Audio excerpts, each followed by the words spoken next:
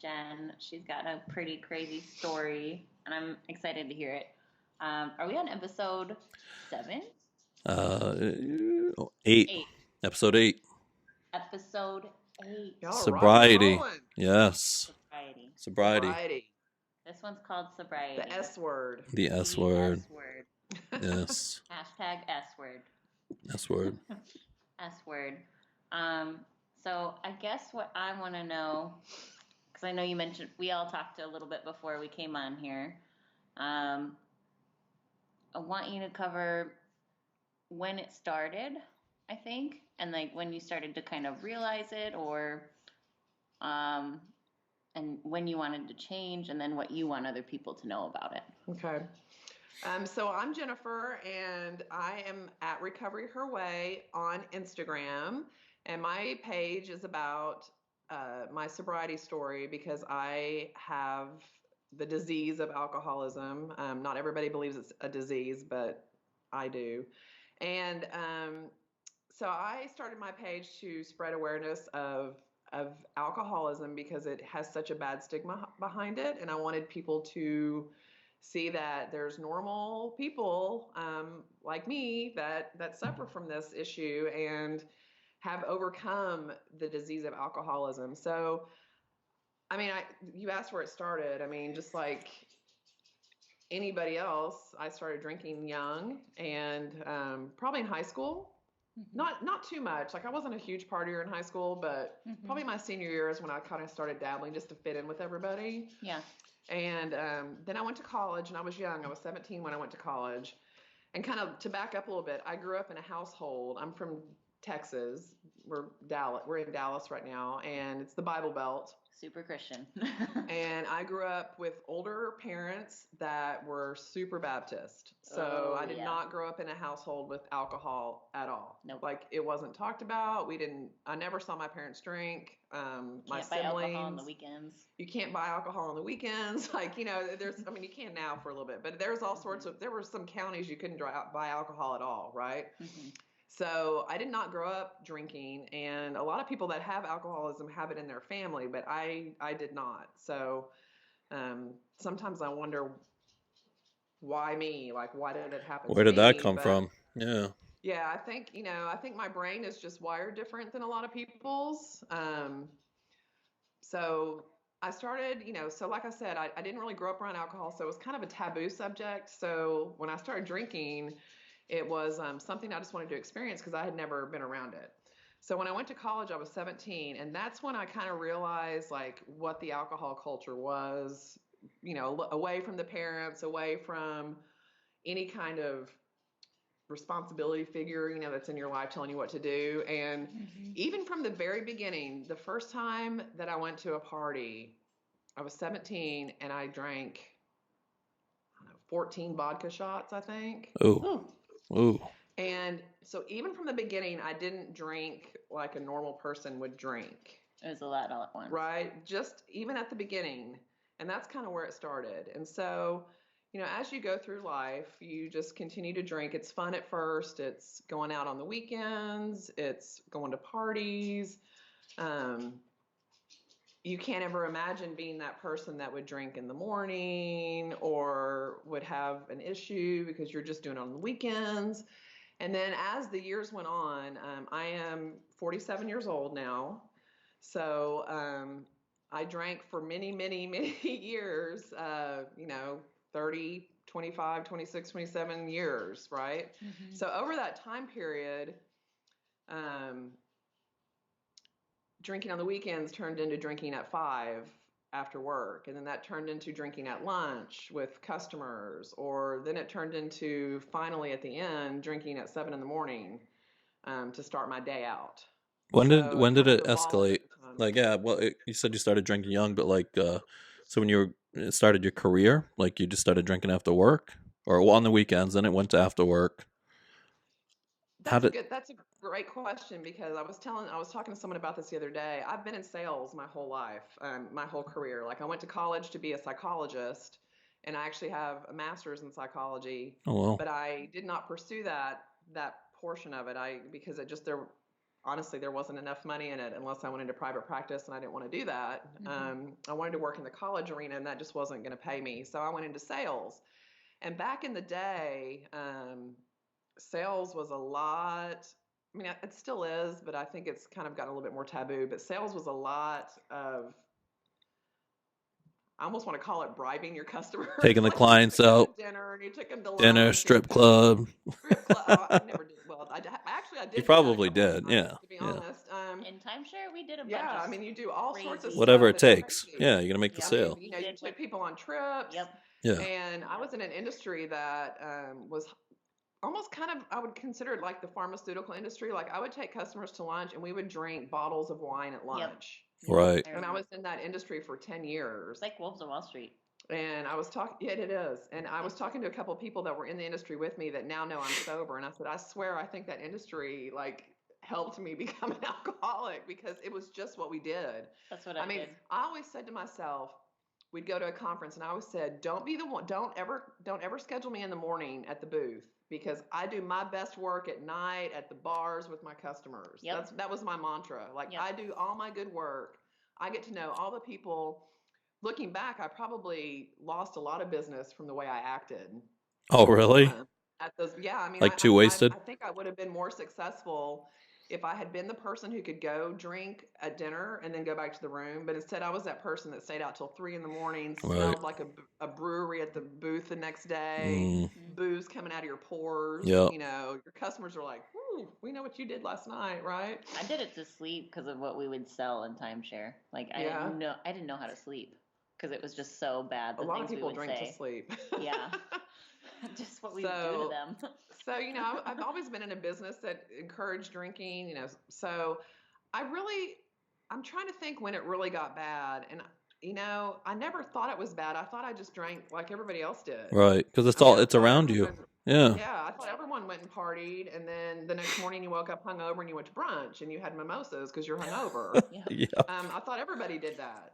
Right. And I thought everybody got hammered every time they drink, but they don't. I mean, right. I have almost all my friends still drink and they have 1 or 2 drinks and then they stop. That's me. And to me, that is foreign as, can I cuss? Foreign as shit. Yeah, you can. Like, Fuck. Oh, that's right. I'm sorry. Fuck this.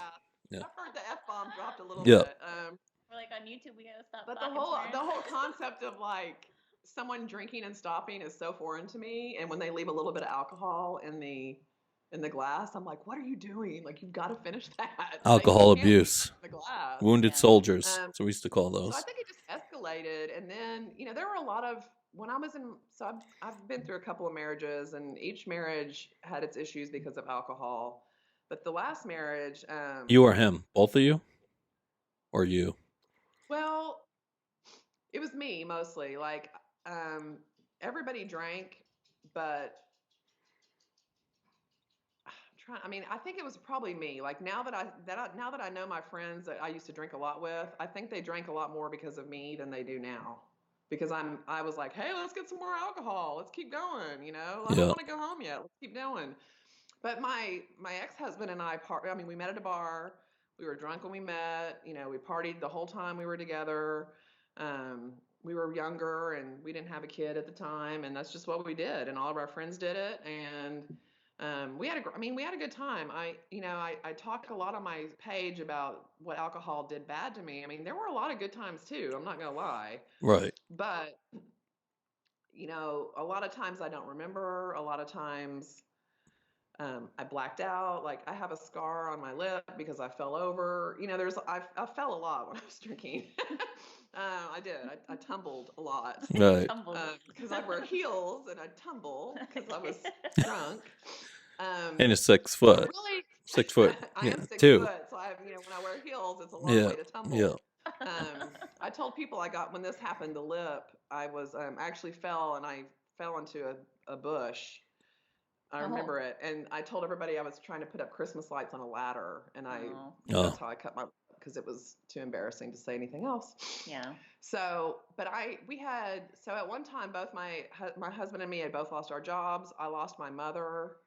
We were struggling with our marriage, and that's really when I think the drinking just kind of got out of hand. There were just a lot of stressors, And, you know, people turn to alcohol when they stress. And there was a lot of underlying issues that I didn't really know about at the time with me that caused me to drink like I did as well. So, you know, the drinking all night turned into starting to drink in the morning because I was starting to feel physical effects. So at some point when you drink enough, you have physical effects of it if you don't drink. Yeah. Right. Yeah. You missed it. You know, you shake. Yeah, you because crave your it. body needs the sugar or whatever. I mean, I don't know all the biochemistry behind it, but you shake, you sweat, you have the DTs, you need it to kind of function. And I got to that point where I was needing it to function through the day. And I got to the point where I would be stopping at stores and buying the 24-ounce Bud Light. I was a Bud Light drinker. Just so I could make it through the day. And along this time, I would try to quit. I'd go to AA for a little bit, and I'd try to quit. And then my brain would go, okay, well, you haven't drank for 4 months. You can probably have a couple of drinks now. Oh. And I'd be like, oh, yeah, I can handle it. So moderation, you can drink moderately now. Yeah, no. Didn't work out. No, it never worked. It might work for a week, and then it just went back to the same cycle. So that's kind of how it came about. I mean, I think that alcoholism is a progressive disease. No one starts drinking thinking they're going to become an alcoholic. Right. No one sees that maybe this pattern I'm doing is leading me down a path that I don't want to go down, right? And even if you, like, I knew that I needed to quit drinking. Like, there was a part of me that knew what I was doing was wrong. Like, there's a part of me that knew, like, you don't drink like everybody else does. Like, people wanted to go home, and I never wanted to go home. People wanted to stop, and I never wanted to stop. So in my mind, I knew there was something wrong, but I never wanted to take that step and say, I do have a problem, because there's this stigma. It's embarrassing. You're ashamed. It's not something that people look at favorably. I mean, you think of an alcoholic as that guy on the street with his bag of, with his 40-ounce in it, stumbling around, who's homeless. Right. And really, the only difference between me and that homeless guy is that I'm not homeless. I mean, we still have the same underlying issue of alcoholism, right? So you were functioning. You were fully functioning. Career, everything. Yeah, You kept it together enough. I am shocked, like, that I made it through the day half the time. Like,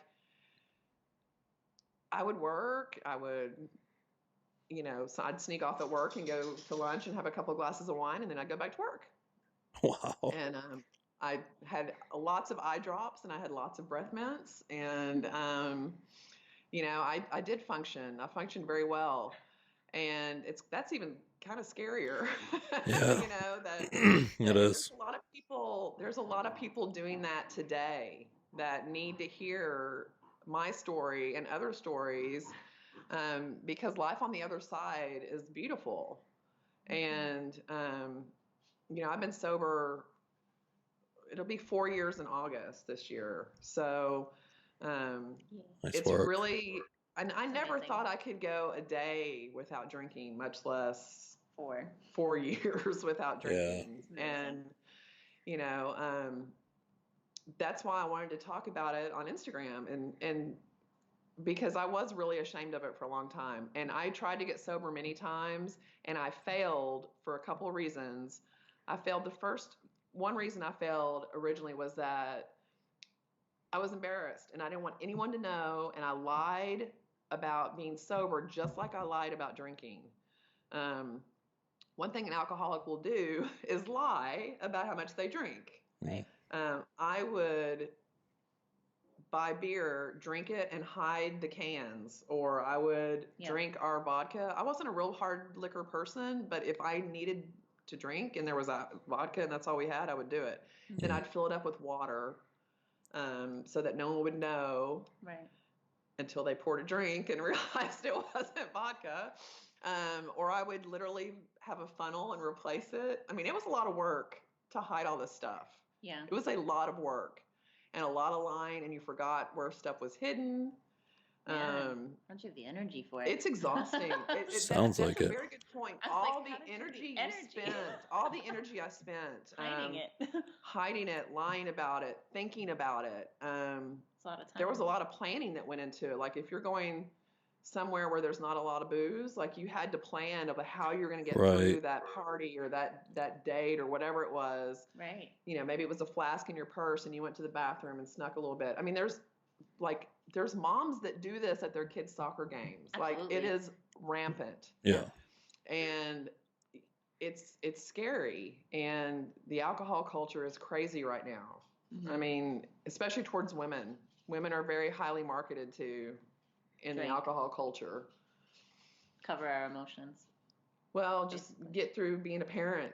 Yeah. Got to have wine to be a parent. You know, gosh, mommy juice. All the wine names. All the wine T-shirts. Rosé all day. No, don't rosé all day. You don't want to do that. Yeah, it makes it socially acceptable, right? Everyone's doing it. It's normal. Doing it, you know, I mean, it's wine o'clock. It's 5 o'clock somewhere. I mean, it's just like the new cigarette commercials. It is. I mean, it's crazy, and more women are targeted more than women are very targeted, and unless you really think about it, you just think it's kind of normal culture. I mean, if you look at the Today Show, Kathy Lee and Hoda have a glass of wine on their table at 10 o'clock in the morning. Yeah. What? Would you Really? ever walk into your boss's office and if he had a glass of wine on his desk at 10 o'clock in the morning, would you think that was normal? I'm handed one every time That's I crazy. walk in to get a petty. But Hoda and Kathy Lee have a glass of wine as a prop. Wow. I don't know if they really even drink it. But to me, that makes a woman go, oh, that's normal. Like, these people have it. Like the men in the Scotch commercials. Exactly like that. Looking cool in my suit, drinking my Scotch, my cigar. And it's just crazy. And it was... you just look at that and think these are things I would never have really noticed, and I'm not sure how many people actually notice it. And I try not to be like that. I'm sorry, I'm trying to push my dogs away because I try not to be that. Like I don't judge anybody for drinking. I don't care if my friends drink. You know, I could date a guy that drank as long as it was not a drunken stupor kind of thing. You know, but if someone goes out with me and has a glass of wine, I'm okay with that. That doesn't bother me. And if someone else, like, I've had people go, oh, did I offend you by posting that glass of wine on Instagram? I'm like, no, I'm the one that has the problem, not you. Right. But I appreciate that. Thank you. Well, you're mature about it. Right. So, you know, I would never judge anybody for drinking, like, at all. I just, there are so many things out there that I just am noticing. Like, I notice people, I noticed a lady at the store the other day at 10 in the morning buying a 24 ounce.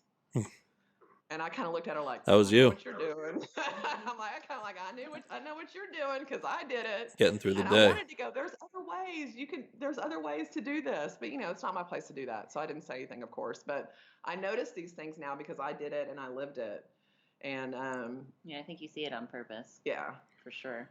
And it's definitely a reminder of what I don't want to do again. Yeah. What drove you to get sober? Like, what was the big, what was rock bottom? Or Yeah, so I guess my rock bottom came when I got divorced and I moved in with my dad for a little bit.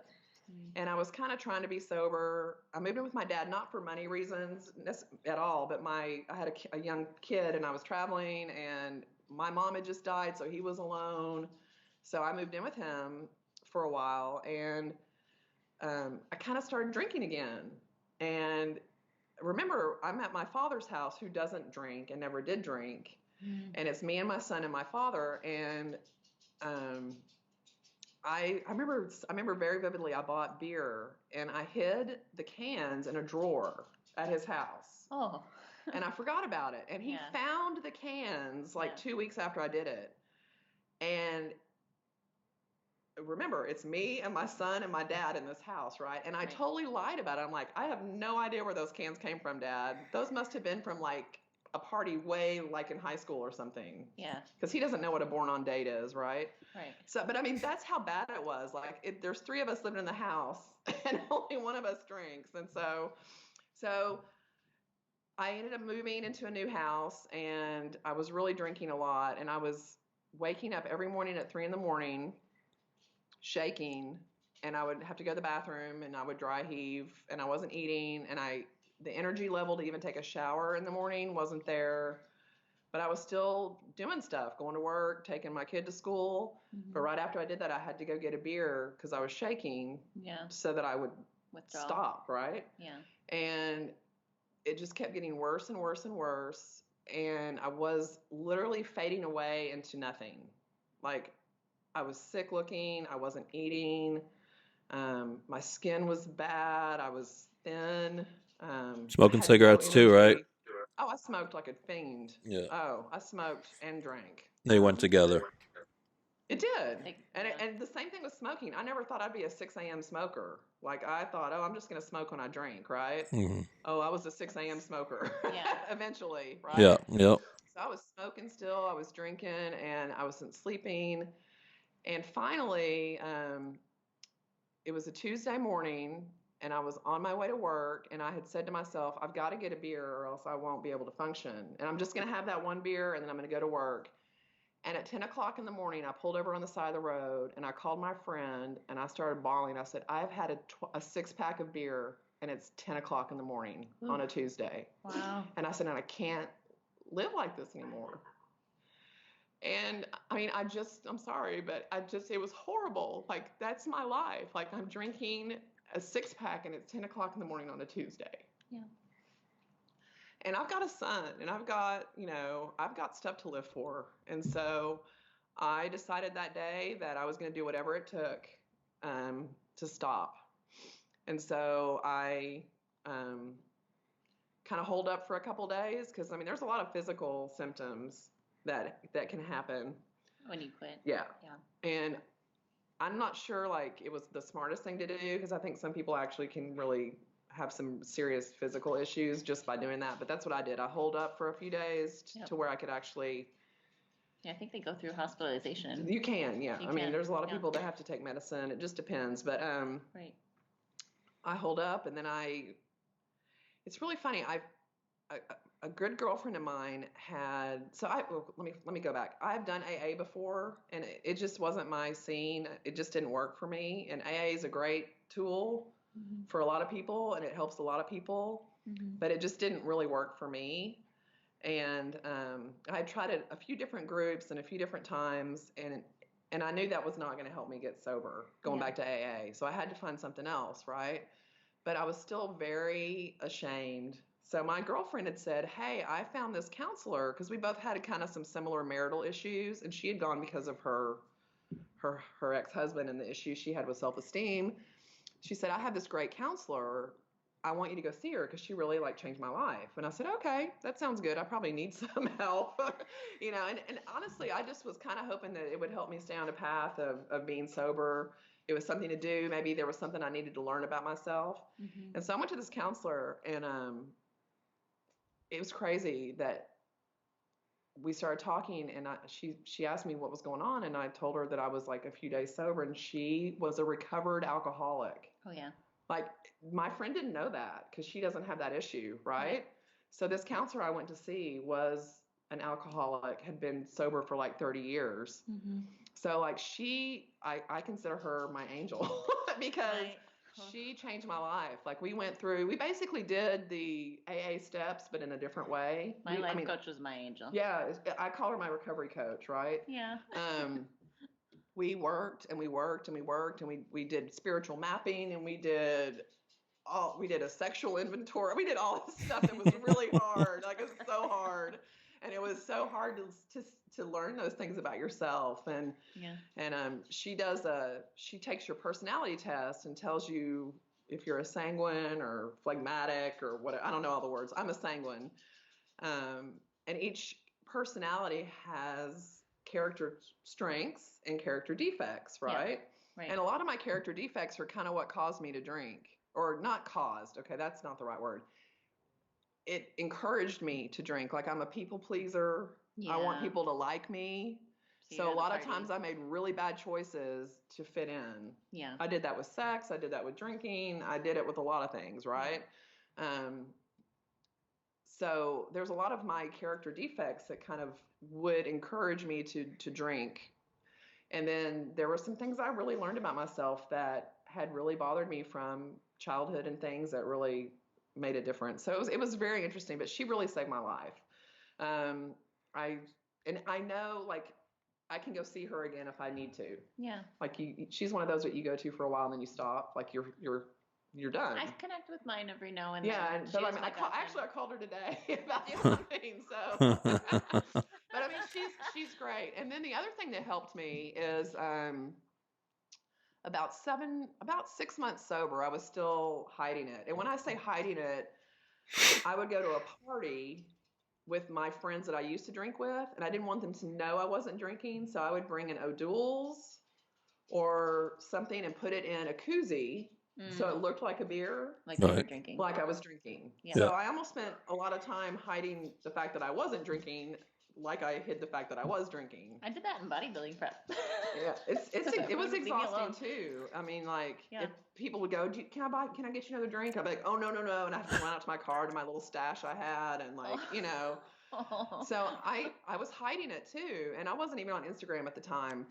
And I remember looking at Instagram one night because I was done with Facebook. I was done with the political stuff because I was a Facebook person, and I didn't know what Instagram was. Right. I thought it was like Facebook. So I opened up an Instagram account and I started looking at that Explorer page, and I saw this guy on the Explorer page, and he was shirtless, of course. he was hot, so what do you do? And so I looked at his page, and it was all about sobriety through fitness. Oh. So it was so bizarre. Again, I really think things happen for a reason. All by design. I believe that completely. I believe my counselor was an alcoholic for a reason. I believe I found this page for a reason. Because, I mean, of all the pages on the Explorer page, I choose one that's about sobriety and fitness with a guy that was clearly talking about sobriety on Instagram and not being ashamed about it. No, open and honest. So, and he was hot. And I was like, if this hot guy is like shirtless and like ripped and sober and he's talking about it, I go, that's pretty cool. Well, he lives here. Yeah. Who? I'm not going to tell you who. Okay. Have you gone to see him yet? I mean, come on. No, we're not. Okay, well, hold on. Let's go back. We are not following each other anymore. Okay, we'll put it that way. Anyway, juicy. Bring in the juicy. He lives here, which I didn't know at the time, so we connected, and he taught me how to not be ashamed. Like, he told me if someone doesn't like you because you're an alcoholic, you just say next. Yeah. Next. There's always someone else behind them that wants to be your friend or that's worthy of you. So he was your teacher and on purpose. He was a teacher on purpose. And again, even though we don't talk anymore, he really changed my life too. Because that's why I started my Instagram page, and that's why I started kind of talking about it. And at first I was like, well, I'm not going to say anything until I'm 1 year sober. I want to make the big announcement. Because that's a big deal, tracking your days when you're sober. Because we literally used to not think we could go, or I didn't think I could go 2 hours without drinking, much less 30 days, 60 days, whatever. A year, 4. So he changed my life too. Because he taught me, like, it's okay to be sober. Right. And then when I started talking about it and admitting it to people, it just became so freeing. Like, it wasn't exhausting anymore. It wasn't. Lifted. It was lifted. That's a good word. It was lifted. Because it was another burden I was carrying around, hiding it. And this way, it just, it became freeing. And it honestly helped me kind of stay on the straight and narrow. So when I started talking about it on Instagram, if there was ever a time I wanted to drink, I'd be like, well, I can't drink because this is here publicly. The name of your page. Will be really disappointed. Recovery. Right? Yeah. Yeah. Right. So it was a way to be accountable too. And then along the way, I met lots of other sober people on Instagram. There's a huge sober community on Instagram. I believe it. A very big one, and some amazing people that just mine has been PTSD and suicide. Yeah, same thing. PTSD has a big community. And everyone has a different story. So some people went to jail because of alcoholism. Some Yeah. people never had really a rock bottom. They just decided that alcohol wasn't helping them get to their goals. Yeah. Right. So they quit. I met a new friend who lives in Fort Worth, and she's sober curious or sober minded, which means that she didn't have an alcohol problem, but alcohol just wasn't serving her anymore. Yeah. And so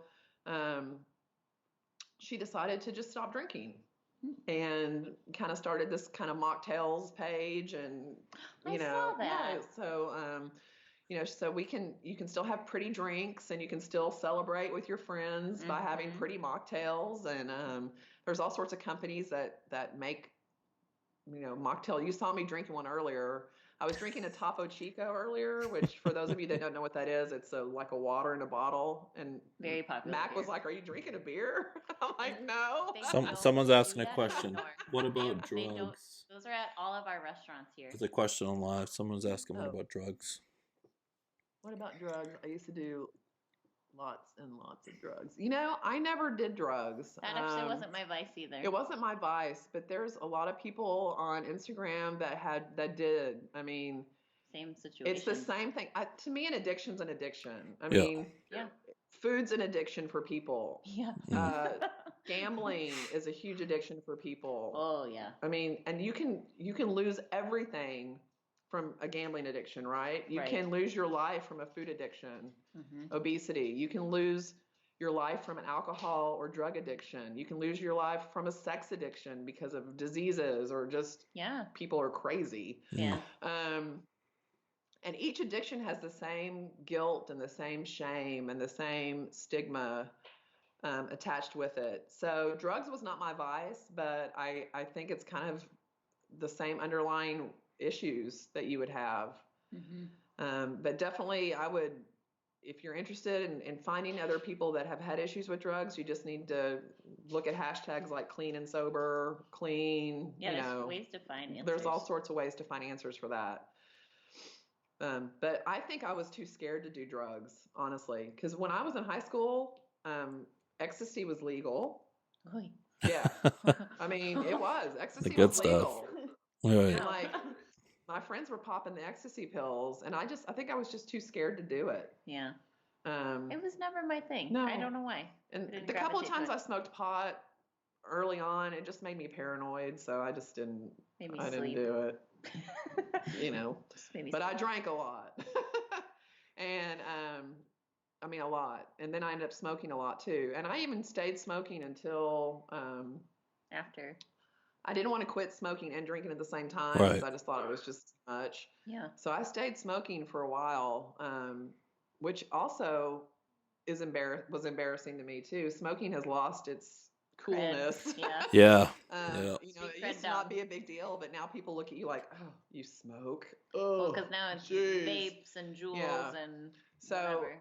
eventually, when I quit smoking, I've been smoke free for over a year and a half now, but Oh. I realized that Nice. smoking was keeping me in the same prison that alcohol had me in. Oh. Right. Because I was Still not sober in the still, mind. well, I was still revolving my life around smoking. Like, Yeah. oh, well, I have to smoke before I go to the movies, so I need to get there 20 minutes before so I can smoke 2 cigarettes before I go to the movies, because then I can't smoke for 3 hours or 2 hours. Yeah.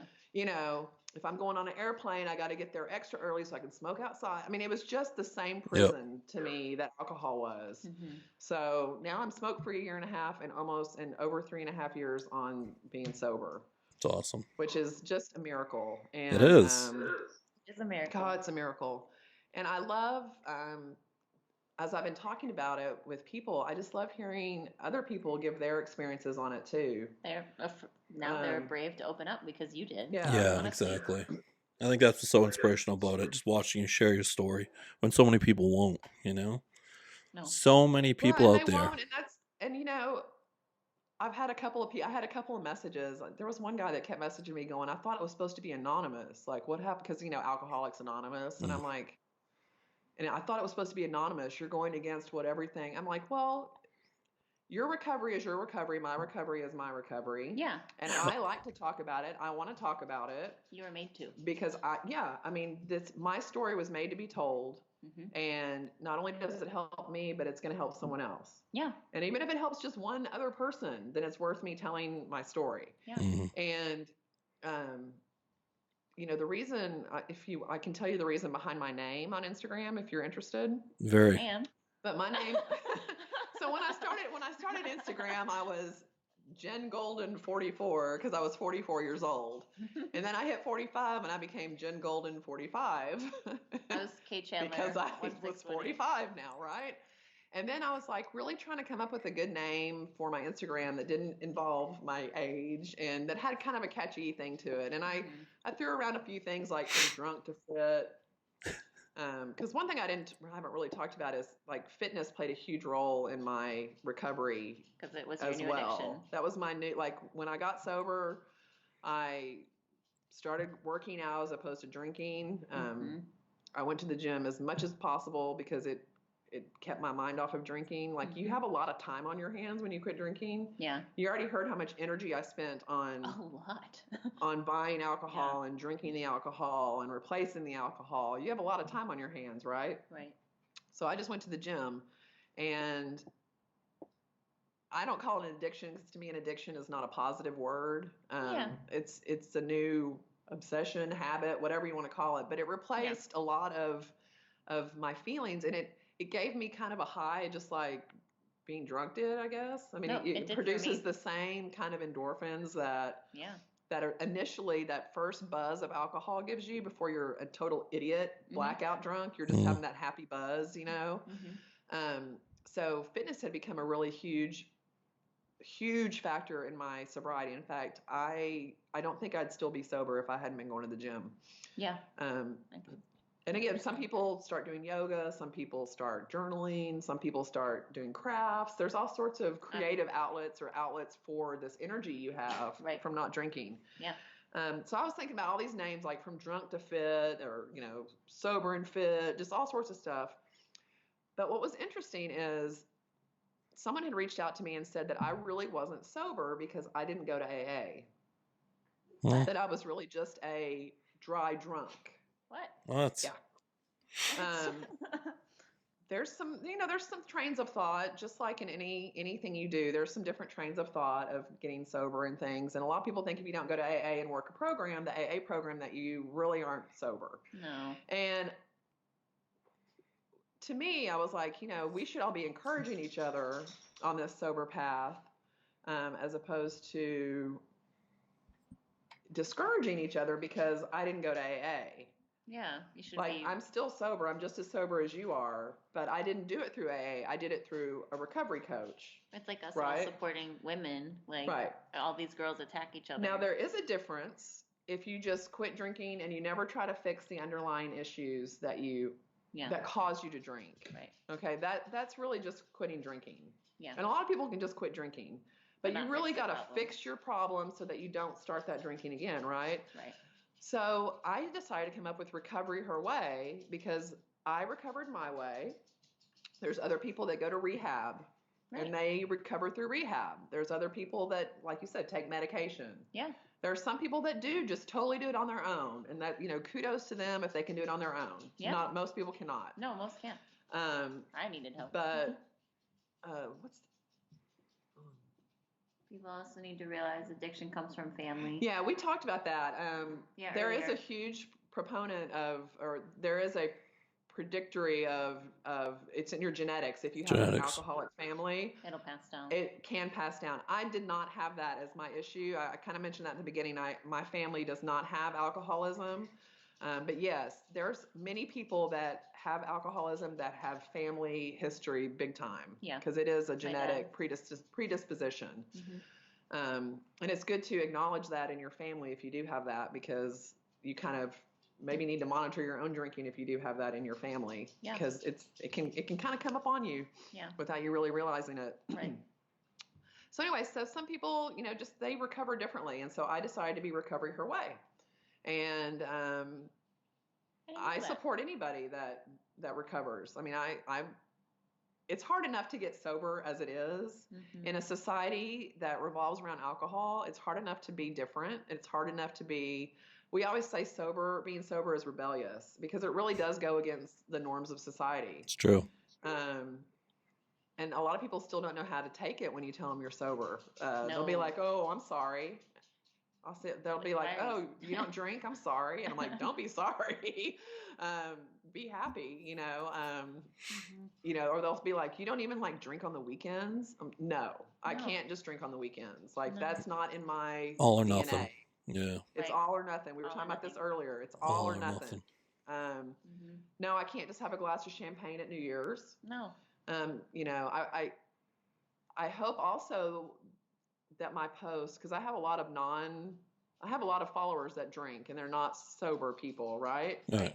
So I hope my posts also shed some kind of light and help people be empathic to people, have empathy for people that do have this problem, so that you don't make them feel ridiculous for not drinking. Or if someone says, I don't drink, just say, oh, cool. Right. That's awesome. Right. You don't have to make it a big deal. Right. We're not arguing. It's like, oh, you don't drink alcohol? Like, what is wrong with you? Worst. Like, how do you get through your day? Sober? Who knew? So, just if someone says they don't drink or they don't want a drink, just say, cool. Right. Awesome.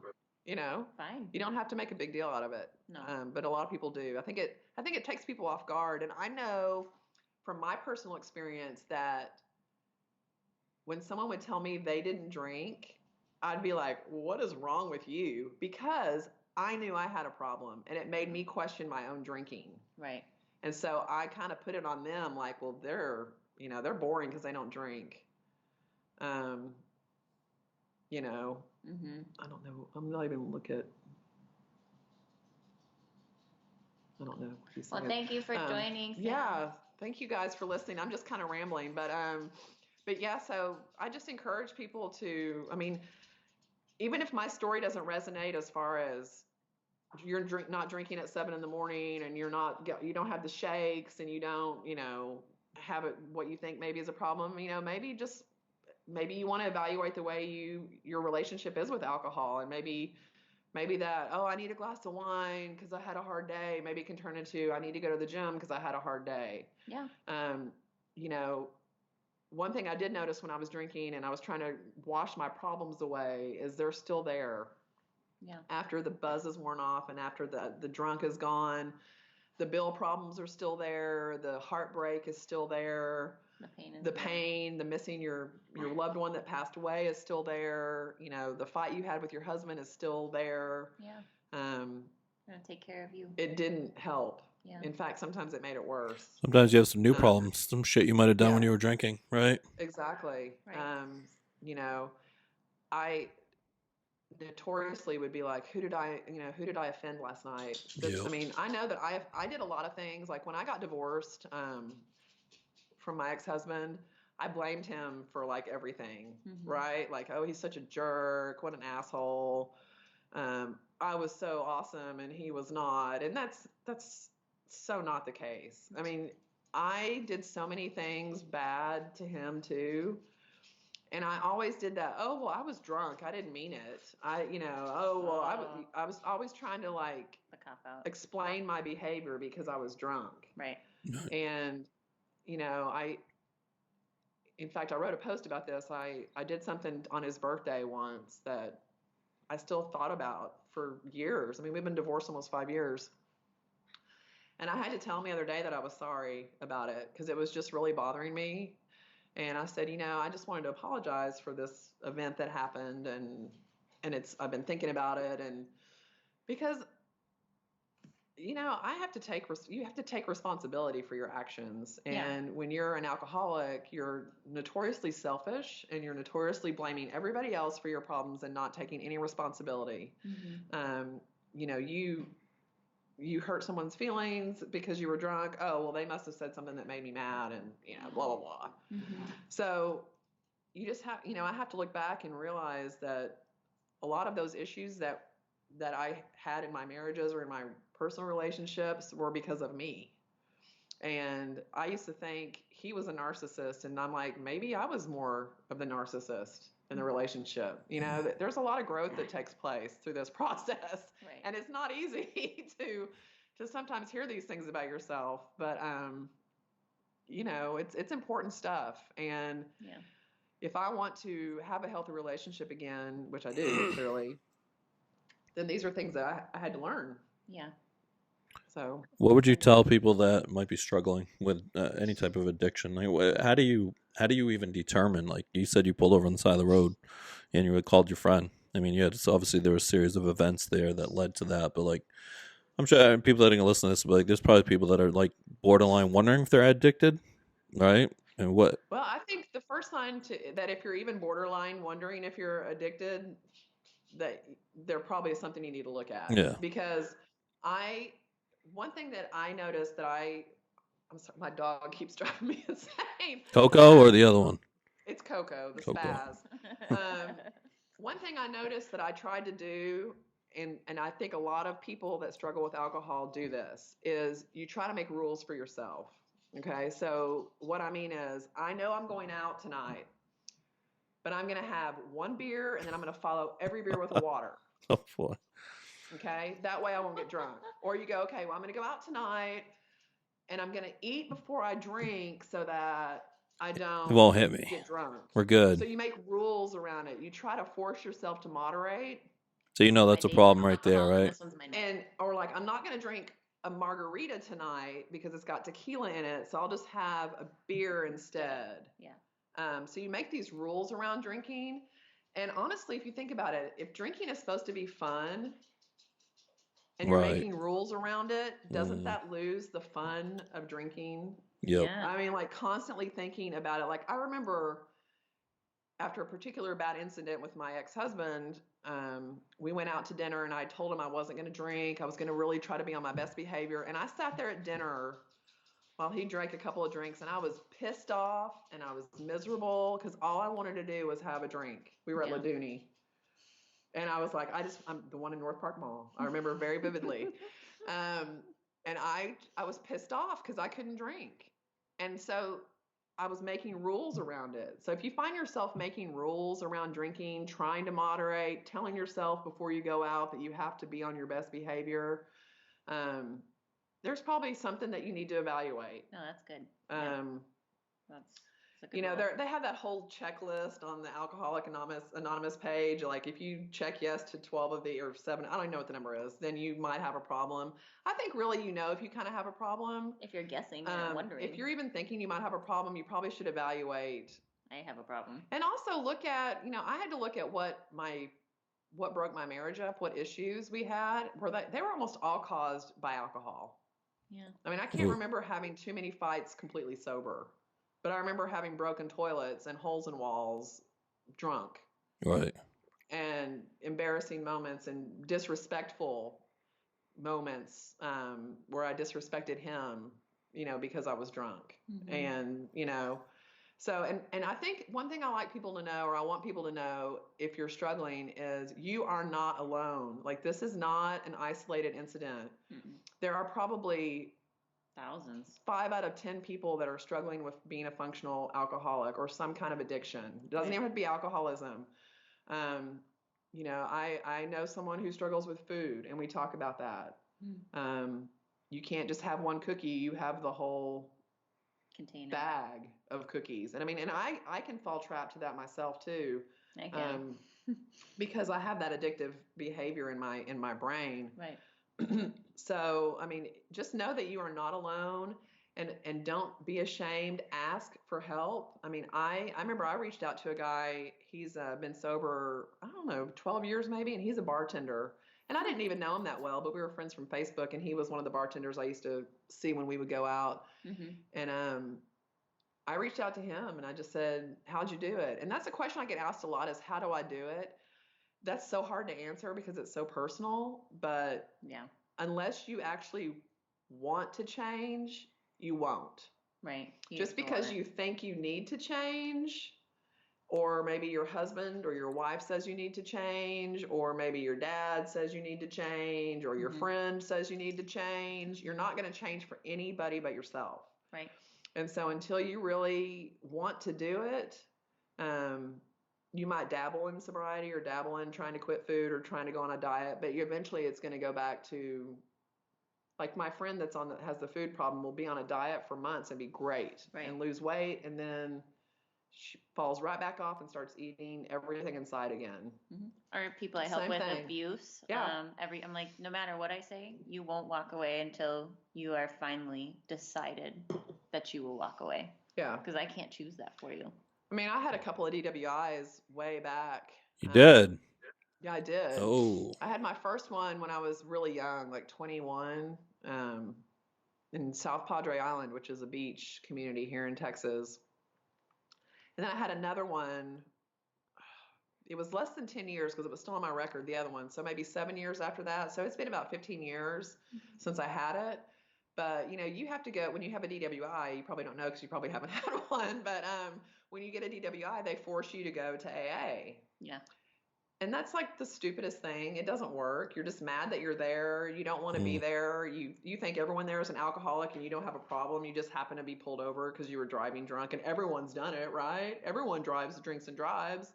I remember Uber wasn't around back then. Like we didn't have Uber back then. Right. We just drove or we took a taxi, right? So that didn't make me quit even. Like getting DWIs, you'd think you'd be like, oh, that would make you quit, right? No, it didn't make you quit. It finally just took me, the first step in AA is to admit you're powerless over alcohol. Yeah. And I know to this day that if I ever decided, oh, I can drink moderately, that if I started again, I eventually will probably die. Like I was getting to that point where I would just drink myself to death because that's just what I do. So I won't ever pick up again. Good. It's not, I have to tell myself every day that I'm not going to do it and I won't do it. And it actually gets easier the longer you're sober. But the scary part, the longer you're sober, is that you get you have to remain vigilant and not become complacent and not let your brain go. You've been sober 3 years, Jennifer. Like you can have a glass of wine. You're under control. Yeah. You're under control. Yeah. Like you've got this. You beat me. Like you beat the demon. It's done. But that demon is sneaky and will come back and reel you back in because you think that you have it under control. Right. And so that's, as you get more into sobriety, you have to really remain vigilant and not get complacent.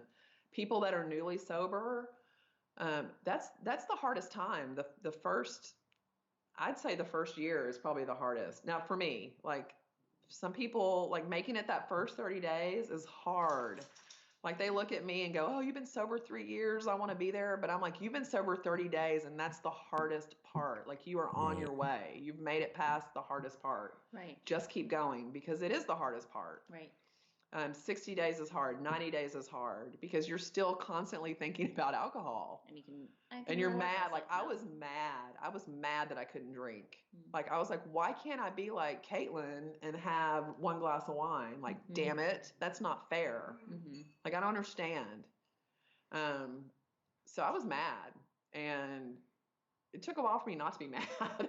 Now I'm just grateful. Like I'm so grateful that everything happened to me, and I'm grateful that I'm actually grateful that I got divorced because it's made me really look at relationships and rebuilding relationships. I probably was a horrible wife. I didn't think I was, but I was, and I hope now going forward that has changed and I can move into a good, secure relationship again, and I know I won't have that barrier of alcohol anymore. Right. And if someone doesn't like me because I don't drink, which has happened in the dating world, then I'm like, okay, well then I can't date you. Like that's not, we're not going to match. Right. That's fine. It's fine. Yeah. Like remember what my guy said? Next. Literally. Next. Yeah. Bye. Next. See ya. Nice to meet you. So, Oh yeah. so I'm just grateful that everything happened like it did. I really wouldn't change anything because sobriety has really given me a whole new lease on life. And I really hope that if someone's listening that's scared or sad or embarrassed or not real sure if they have a problem or not, you can find me on Instagram and reach out to me on a DM. I answer DMs all the time. I don't have magic answers like I wish I did. I wish I could say, oh, well, you just got to go do this and you'll be sober. There's not any magic answers, but I can sure like be a support for you. Give you some resources, tell you some people to follow, books to read,